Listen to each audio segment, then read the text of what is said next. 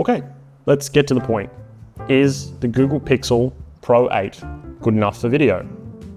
The answer is, yeah, it is. Is it as good as the Canon R7 APS-C camera I'm using right now? No, definitely not.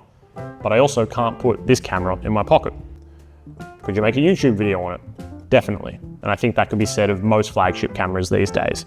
And personally, I think that story and sound are far more important than the amount of pixels this thing can push out. Let's make a sandwich. Speaking of audio, one of the things I've noticed while editing this video is that the sound can come off a little robotic on the Pixel.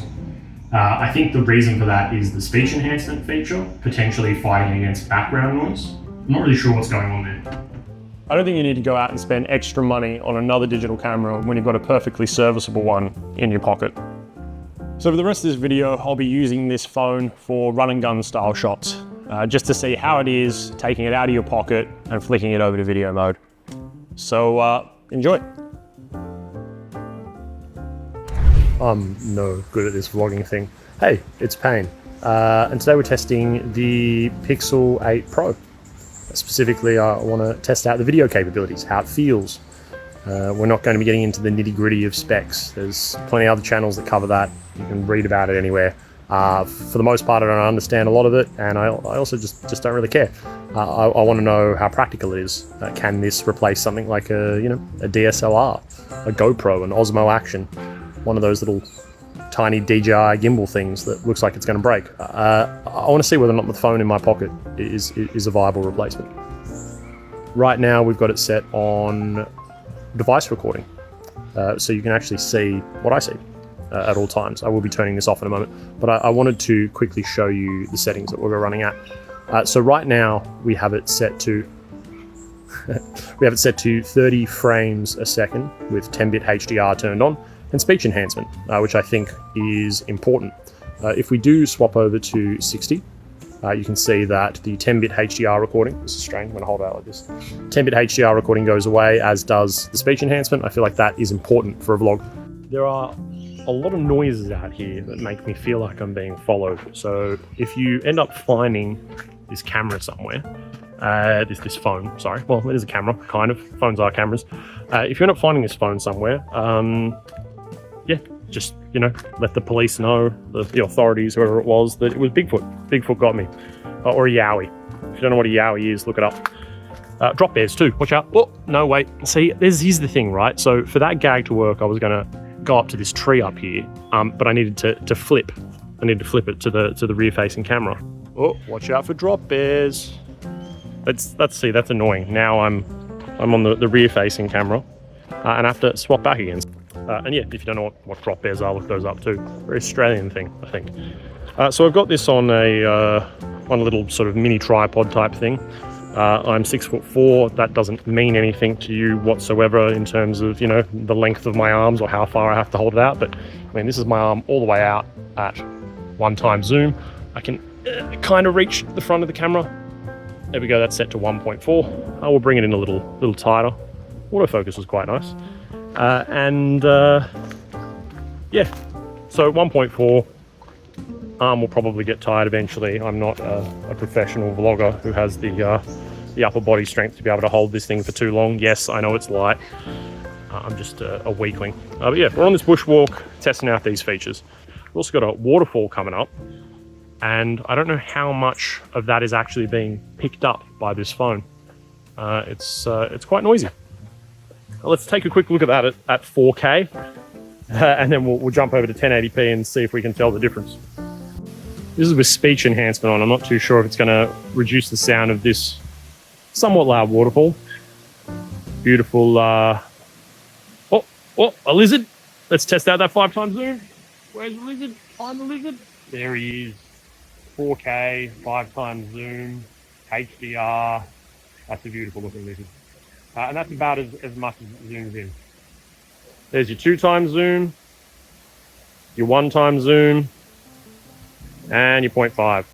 And here's another lizard. That's me. Fun stuff. All right, let's change over to 1080p. See how it looks, huh? And there we go. 1080p, 30 frames a second, speech enhancement on, 1x zoom. 5 times zoom for our little lizardy friend here. You can swap the zoom on the fly as you're recording. One super annoying thing is that if you close the camera app, it automatically defaults back to photo mode. And sometimes I forget. So a couple of times now, I just took a whole bunch of photos thinking that it was recording. Now I know what you're thinking. That's stupid. You have a red light that indicates that it's recording, but you forget these things sometimes.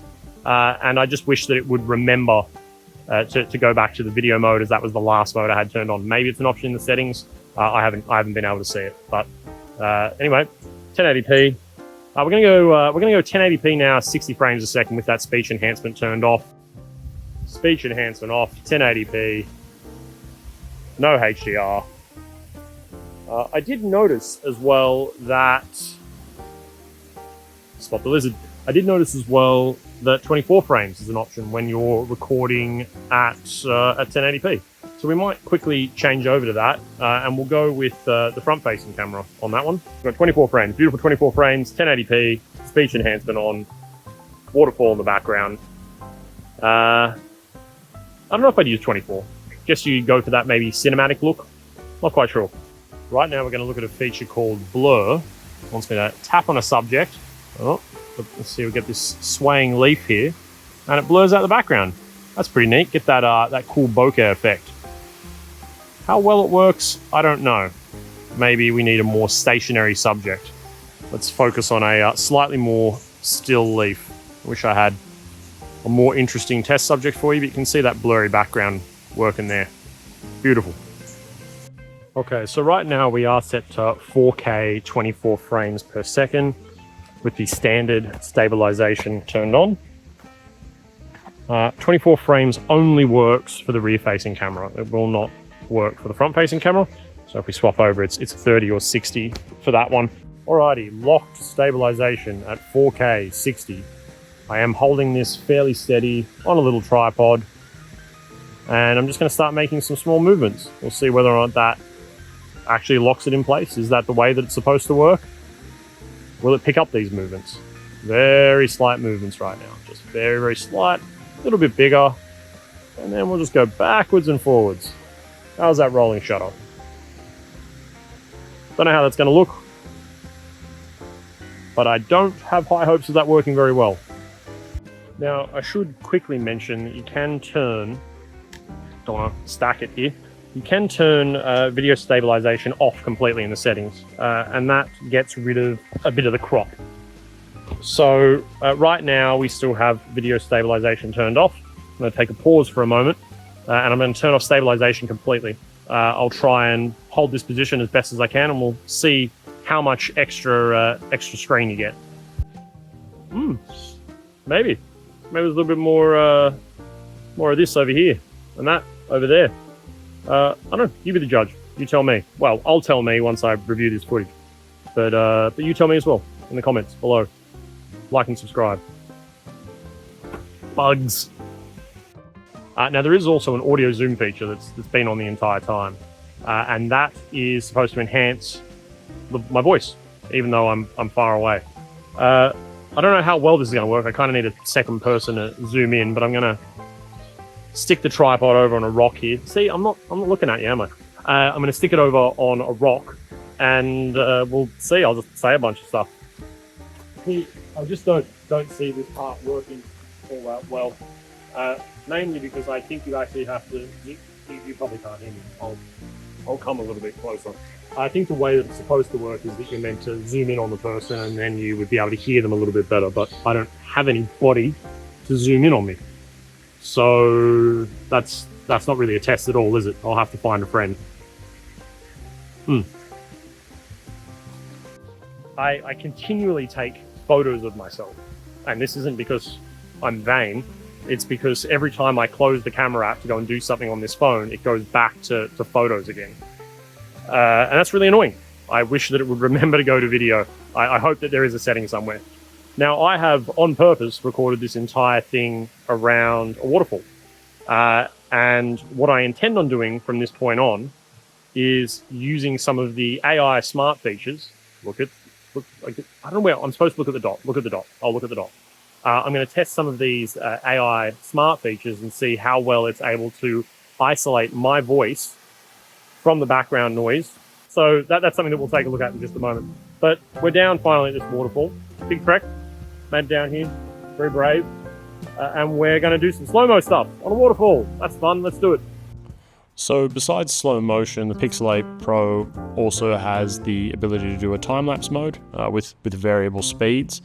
And it also has the inclusion of a cinematic pan mode, which slows down your movements to, I guess, make them more cinematic. Wasn't a big fan of that one.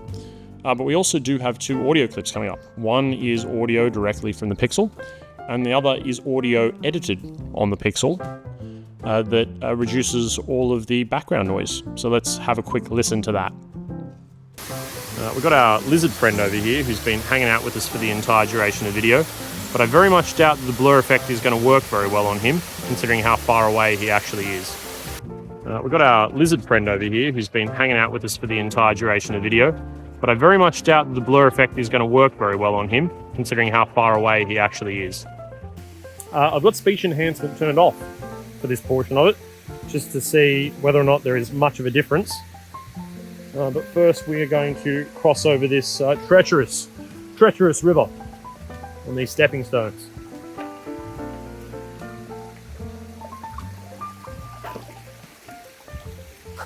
My shoe is wet. I landed in the water. That's not comfortable.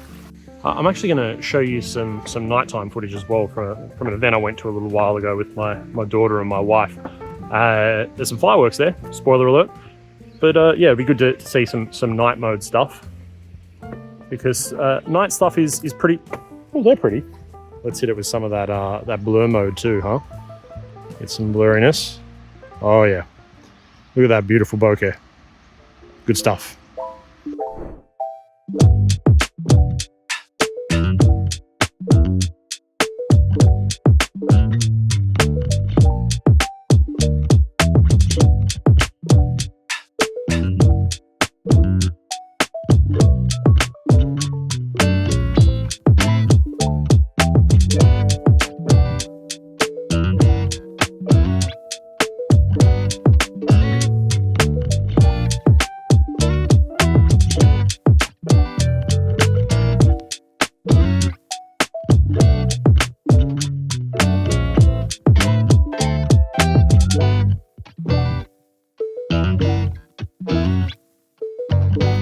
Bye.